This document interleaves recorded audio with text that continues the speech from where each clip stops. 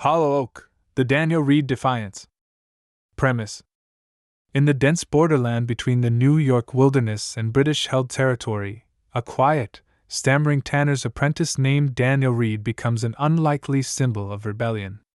Disregarded by both Patriot officers and Loyalist neighbors, Daniel survives in the shadows, running messages, sabotaging supply lines, and turning the vast forest into a web of resistance.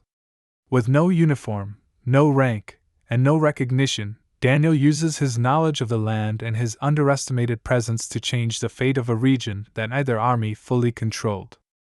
This is the story of the Invisible War, fought in the hollows, whispered through pine needles, and carved into the bark of old oaks. Act 1. The Boy in the Bark Cloak. Beginning now. You said? Sweet. ChatGPT said. Act I. The Boy in the Bark Cloak. From Hollow Oak, the Daniel Reed Defiance. Before the gunfire, before the gallows, and before the night he stole the general's horse, Daniel Reed was just a boy who smelled of lye and leather.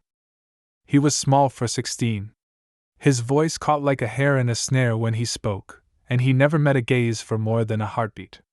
But in the forests of northern New York, just a few miles south of the British lines, there were few boys who knew the map of trees like Daniel did. His father had been a tanner, gruff, silent, rarely clean. When the elder Reed died of a fever in the winter of '76, Daniel stayed behind in the tannery, sleeping in the loft above the racks of drying hides. The town of South Grantham pitied him but left him alone. Most assumed he'd wander off or join the next militia muster. He did neither. Instead, he disappeared into the woods each morning with a battered satchel and returned each evening with moss-stained hands and a curious smile. They called him Bark Cloak, behind his back, mockingly at first, then with a hint of superstition. By the summer of 1777, whispers had begun to drift through the valley. British foragers went missing near Hollow Creek.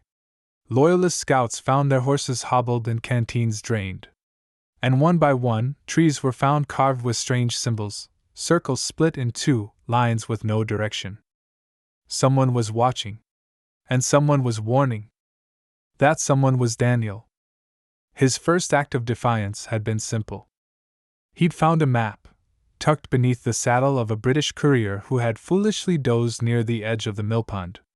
Daniel had waited until the man was snoring, slid the document free, and left in its place a carefully folded drawing of a fish. It was not bravery. It was curiosity. But when he brought the map to Reverend Winslow, the town's reluctant Patriot liaison, something shifted. "Where did you get this?" Winslow whispered, fingers trembling. Daniel only pointed.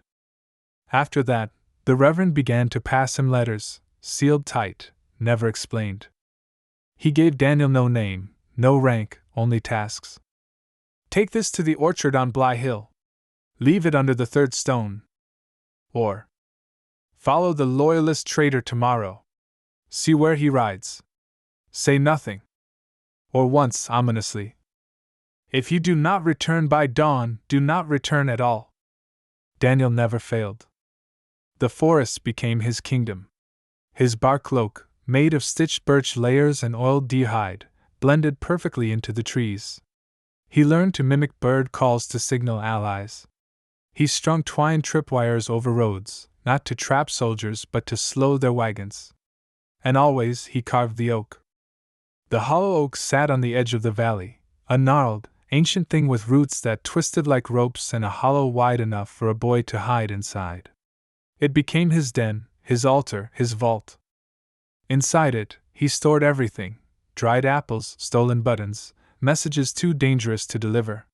When the war turned bloody, it would hide rifles. When it turned quiet, it would hold silence.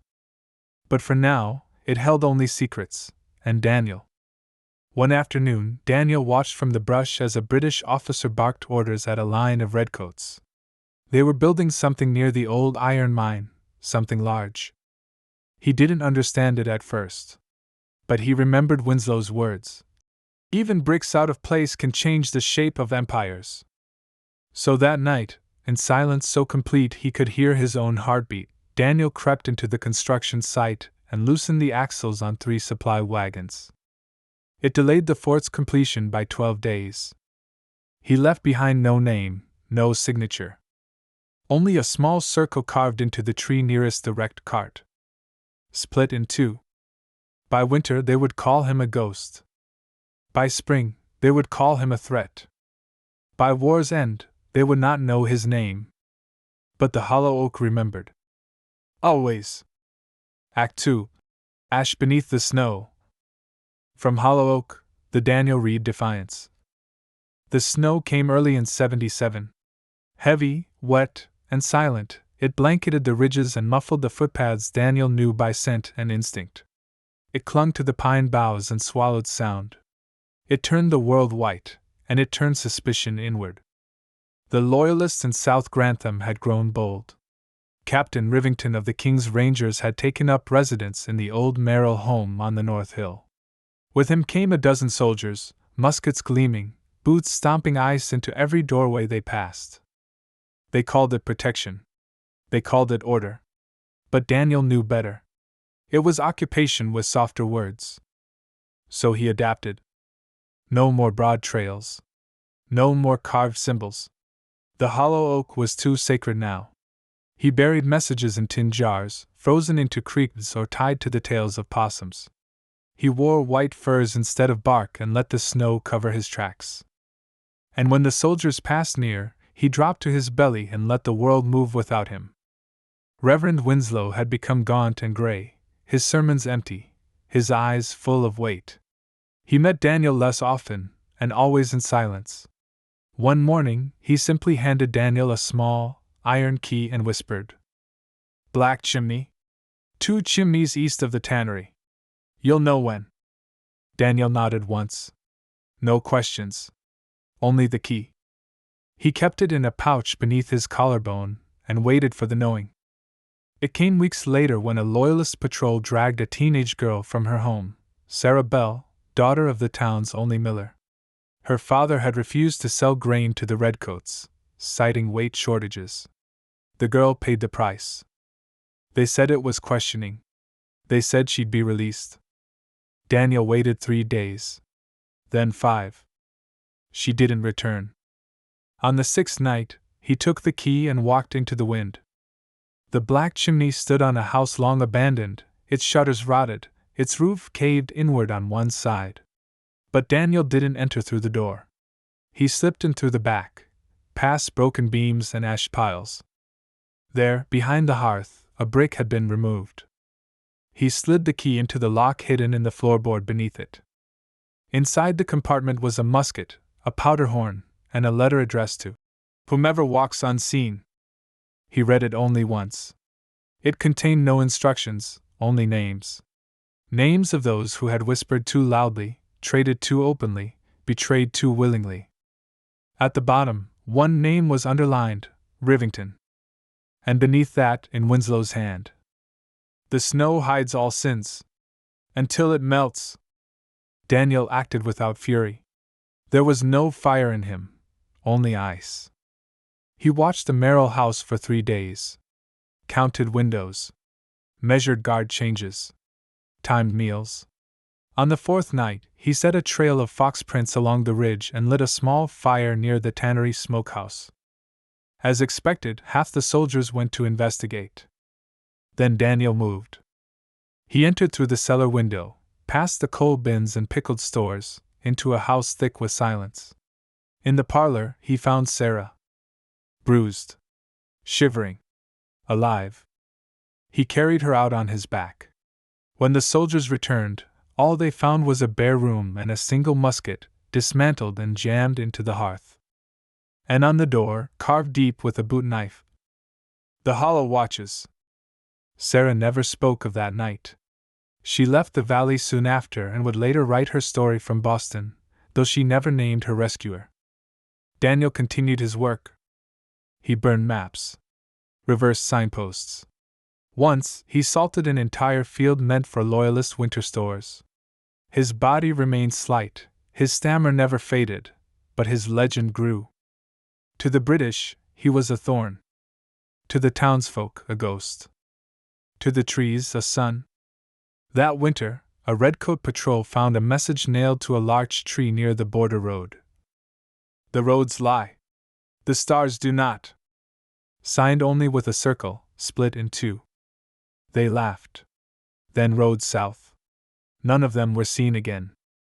And beneath the snow, in the hollow oak, Daniel lit a candle and marked another notch on the route with his bone-handled blade. Quietly. Always quietly. Act 3. The Devil's Lantern. From Hollow Oak, the Daniel Reed Defiance. The lantern was not of British make. It hung from a bent iron hook outside Elias Carr's barn, glowing faintly green in the night. No oil Daniel had ever known burned like that, and none of the farmers in South Grantham claimed to have seen it lit before. But it was there, just the same. And every time it glowed, someone loyal to the king vanished. First it was Elias Carr himself, a known Tory and grain hoarder. Gone without struggle, his fields trampled but not looted. Then came old Thomas Gray, who'd run a ledger of Patriot sympathizers straight to the British command at Crown Point. He too disappeared. Only his shoes were found, frozen to a streambed 2 miles east. And the lanterns still burned. Rumors spread that the rebels had summoned a demon. That the devil rode the ridgelines, his footsteps muffled by the snow, his breath cold enough to snuff out lies. But Daniel Reed knew the truth. The lantern was his doing, well, mostly. The green flame came from a chemical mixture Reverend Winslow had once shown him: copper filings, animal fat, a pinch of ground moss from a bog near Litchfield. It burned low, cold, and strange. Daniel used it for messages, signals, and sometimes warnings. This time, it was all three. He planted the lantern outside Carr's barn as bait. Word had reached him through a one-eyed merchant, an old French fur trapper named Jules, that Carr was preparing to betray every patriot family in the region. Carr had been writing letters. Not just to the British, but to mercenaries. German Hessians, in particular, men who would not flinch at burning farms, hanging boys, or silencing ministers. Daniel watched the barn for 3 nights before slipping inside. He found the letters in a barrel beneath sacks of barley. Names. Dates. Descriptions. Winslow, one-eyed, left-leaning. Owns scripture and musket both. Reed boy. Slips like smoke. Dangerous. He burned them all. Carr never returned. With Carr gone, the countryside exhaled. Daniel kept moving. His feet were calloused, his back hunched now, but he never slowed. He made his rounds, to the widow Emery, whose husband had died smuggling powder across Lake George. To the Haydens, who still fed runners in secret. To the pine grove near Broomfield Hollow, where patriot boys trained in whispers. He carried news. He carried hope. And the green lantern returned. Every time a threat arose, a spy, a traitor, a danger, the flame appeared. Sometimes Daniel lit it himself. Sometimes others did. Reverend Winslow had shown more than one person the mixture. The resistance was no longer Daniel alone. It had become a web, knotted through kinship and silent rage. A network of the overlooked. Mothers, old men, former slaves, children too slight to carry muskets but sharp enough to carry knives. And Daniel had earned a name, not one he gave himself, but one they whispered. The Hollow. He was not seen. He was not claimed. But when the lantern burned, the Hollow was near. The British responded. Rivington doubled patrols. He burned 3 farms suspected of housing rebel phantoms. He hanged a 16-year-old named Reuben Dale for carrying a poem by Paul Revere. The next morning, the Merrill house, the very same where Sarah Bell had been kept, collapsed in fire. No cause was found. But the green lantern was seen, flickering, on the hillside across the ridge. The soldiers chased it. They found nothing. Just snow. And silence. That winter was the coldest in 30 years. Supplies ran thin. The Loyalist hold on South Grantham began to crack. Daniel, now 18, barely slept. His hair had grown long. He no longer stammered, though he still rarely spoke. On one such night, as he sat beneath the hollow oak with his back against the frozen bark, he heard the crunch of boots in snow. Not soldiers. Not friends.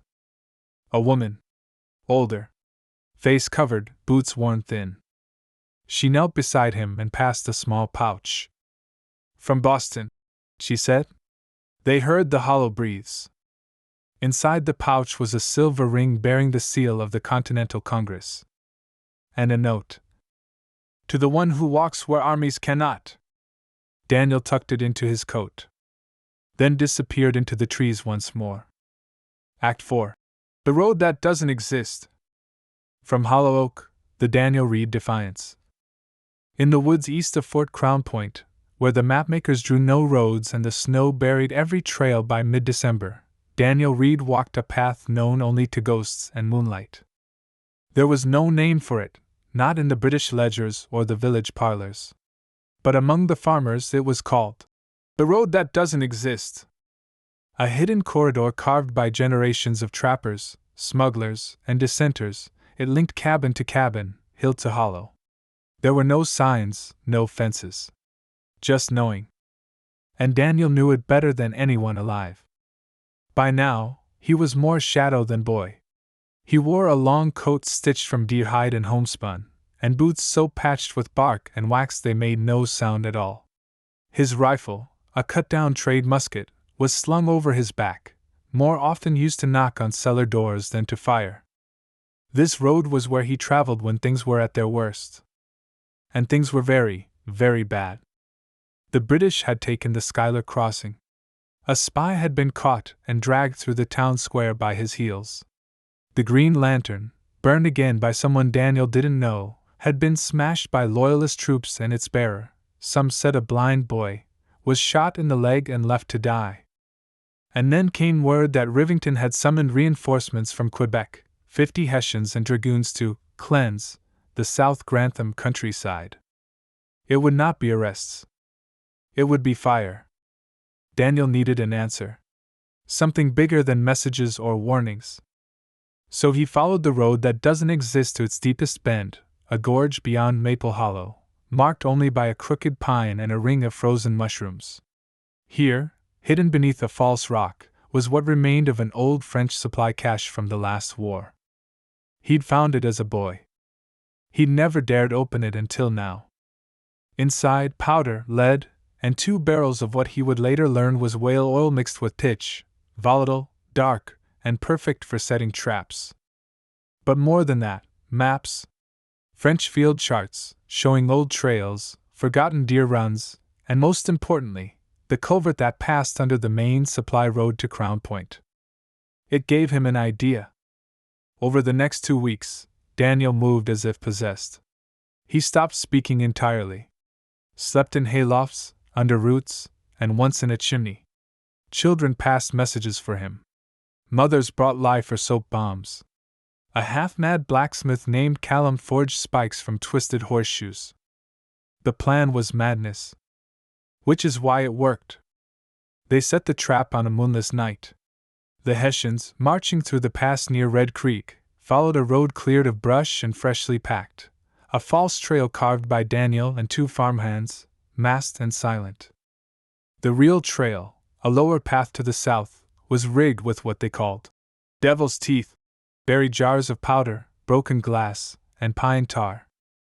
At the exact moment the dragoons entered the gorge, Daniel signaled, this time not with a lantern, but a mirror flash, caught from the last scrap of moonlight peeking through the clouds. The powder roared. Snow turned black. The gorge became a howl. Only 5 Hessians escaped. They ran blind into the trees.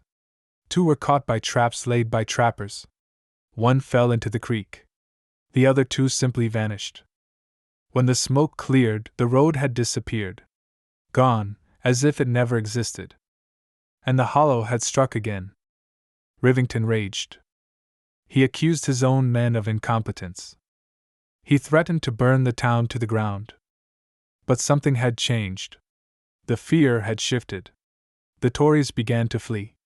And patriots who had once whispered now raised their voices. Daniel returned to the widow Emery's house 3 nights later. She found him asleep by the hearth, boots still on, hands wrapped in rags. She said nothing, just handed him a cup of broth and whispered, "You're not alone any more, child." And he wept, not loudly, but with relief. The hollow had grown. And the road that didn't exist was no longer traveled by one. Act V. The Bones of the Town. From Hollow Oak, the Daniel Reed Defiance. Winter tightened its grip, turning the woodlands into a pale cathedral. Trees groaned under snow, and winds howled through broken shutters like the cries of lost ancestors. But beneath the hush, something stirred. A slow, determined stirring, the kind of movement that begins with bread shared in silence and grows into revolt. Daniel Reed, once the boy who fetched hides and scrubbed lye vats, now found himself at the center of something older than politics and fiercer than muskets. It was survival. It was resistance. And it was starting to take root in the bones of the town itself. South Grantham had never been a patriot stronghold. It was too close to the lake, too dependent on British trade, and too fractured by family loyalties. But now, things were changing, not in the meeting houses or the broadsheets, but in the blacksmith forges and sawmills. Daniel, always moving, always listening, noticed the signs. Axes were being honed in the middle of the night. Candles flickered behind shuttered windows far too long after sundown. And people, old farmers, housewives, even children, began carrying messages in pie crusts, in shoe soles sewn into the hems of scarves. The town itself was waking up. And it was angry. It started with small defiance. One morning, every road sign in South Grantham had been flipped. Crown Point's men, trying to ride north, ended up in a frozen marsh. Their tempers boiled. A sergeant was thrown from his horse and broke his arm. Then came the sawdust fires, kindled slow and smokeless in the cellars of Loyalist merchants. No one died. No one needed to. The message was clear, no quarter. But the true spark came when Daniel organized what came to be known as the 3-wagon trick. On a bitter night in February, Daniel and 4 others commandeered 3 supply wagons leaving the Loyalist quarter. They wore stolen uniforms and spoke in clipped German phrases borrowed from Hessian defectors. They rode straight through the gates, saluted the sentries, and disappeared into the fog. By morning, the wagons had been emptied. Flour, powder, and dried meat were delivered to half-starving patriot families hiding in the hills. The wagons were found the next day, burned clean, axles broken, and a single phrase carved into the snow with soot. "We are the Hollow." The name stuck. And it became more than Daniel. It became a whisper movement, without leaders, without sermons. One woman placed poison apple seeds in the barrels of Loyalist rifles. A group of girls smeared bear grease on the handles of musket locks to make them misfire. A stonemason embedded forged seals into British payroll chests, rendering the coin worthless. All over town, people acted, separately, secretly, yet together. It was Daniel's doing, even if no one said so aloud. The British garrison at Crown Point doubled its patrols. They hanged 2 suspected saboteurs at dawn. One was an old schoolmaster. The other, a mute shepherd who never spoke a word in court. Daniel carved their names into a beam beneath the Emery barn, just above the spot where his mother had once taught him to write his letters. And that night, he took action more dangerous than anything he had yet attempted. He crept into the garrison's outer compound dressed as a beggar. Covered in soot, reeking of fish oil and cold sweat. Limping, hunched, invisible. Inside, he reached the officer's tent and left behind a bundle wrapped in linen, a sketched map of South Grantham, marked with fake trails and phantom troop placements. And beneath it, a single token, a hickory leaf, painted blood red with berry juice and lye. By morning, chaos reigned. The garrison sent scouts into gullies that didn't exist. Wagons got stuck. Muskets were misplaced. Orders were countermanded. They were fighting ghosts. The town had become a riddle. Daniel didn't speak for it. He didn't lead it. He was it. The quiet boy. The tanner's shadow. The invisible flame beneath a snow-covered log. And from the black bones of South Grantham, a rebellion was growing, not of armies, but of ghosts and grit. Act 6. The Long Flame. From Hollow Oak, the Daniel Reed Defiance. By the end of winter, Daniel Reed's name was still unknown in any formal report, but in South Grantham, people had begun leaving acorns on windowsills and fence posts, quiet symbols of the hollow's growing flame. They didn't know his face, most of them. But they knew what he'd done. And more importantly, they were doing it too. The British command at Crown Point was unraveling. What had once been a minor outpost holding the region's throat was now overextended, undersupplied, and riddled with misinformation. Reports contradicted each other. Civilians refused cooperation.